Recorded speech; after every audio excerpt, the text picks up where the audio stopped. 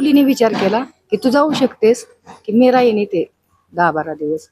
मग बहीण बोलली की जागा शिल्लक आहे, मी मॅडमना फोन करते, विचारते. मग तिने मुलीने मला जा म्हणून बोलली.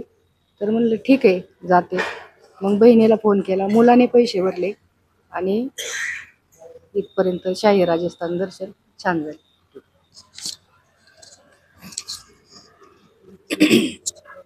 जय गुरुदेव.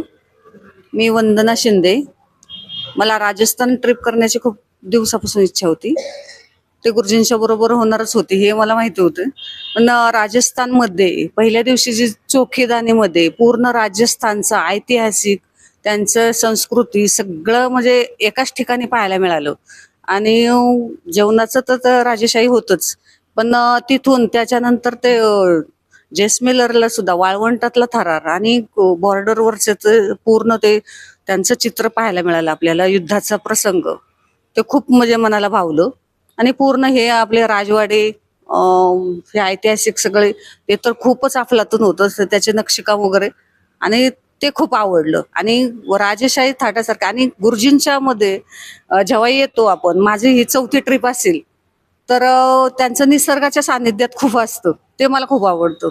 योगा प्राणायाम आणि निसर्गाच्या सानिध्यात भटकंती खूप असते, ते पण खूप आवडतं.